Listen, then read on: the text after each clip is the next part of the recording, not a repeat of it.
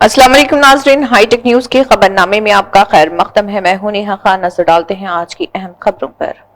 CPI MLC नीलिकांति सत्यम ने सहाफियों की गैर कानूनी गिरफ्तारी की मजम्मत की है।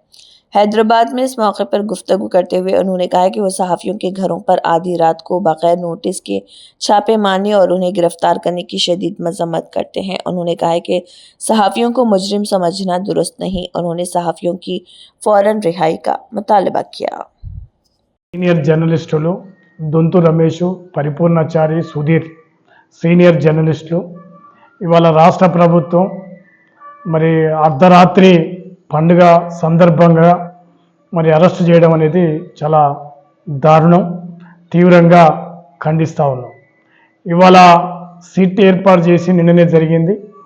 మరి వచ్చినటువంటి కథనాలకు మరి ఎన్టీవీ యాజమాన్యం, సంస్థ ఎడిటరు మరి దాని యాజమాన్యం బాధ్యత వహించాలి తప్ప జర్నలిస్టులను బాధ్యత చేసి వాళ్ళని అరెస్ట్ చేయడం అనేది మరి ప్రభుత్వానికి తగదు. ఇది పత్రికా స్వేచ్ఛకు, భావ ప్రకటన స్వేచ్ఛకు విరుద్ధం. ఎందుకంటే ఇవాళ మరి కాంగ్రెస్ ప్రభుత్వం ఇలా అధికారంలో ఉండి మరి పత్రికా స్వేచ్ఛని కాపాడుతూ ఉన్నటువంటి రాష్ట్ర ప్రభుత్వం ఇవాళ జర్నలిస్టులను విచక్షణ రహితంగా అర్ధమరాత్రి తీవ్రవాదులు లెక్క అరెస్ట్ చేయడం అనేది మరి తీవ్రంగా ఖండిస్తూ ఉన్నాం. మరి వచ్చినటువంటి కథనాల మీద సంస్థ ఎడిటర్ బాధ్యత వహించాలి. మరి ముఖ్యంగా విచారణ జరిపి చర్యలు తీసుకోవాలి తప్ప హుటాహుటిన మరి ఆ ముగ్గురు సీనియర్ జర్నలిస్టులను అరెస్ట్ చేయడం అనేది చాలా దారుణం. వెంటనే బేషరతుగా మరి రిలీజ్ చేయాలి.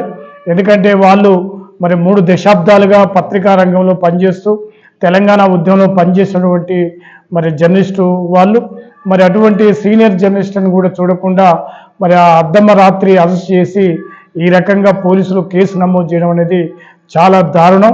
ఇది బాధాకరం. పత్రికా స్వేచ్ఛకు గొడ్డలి పెట్టుగా నేను సిపిఐ పార్టీ శాసన మండలి సభ్యునిగా తీవ్రంగా ఖండిస్తూ బేషరతుగా వాళ్ళని రిలీజ్ చేయాలని ఈ సందర్భంగా డిమాండ్ చేస్తా ఉన్నాను.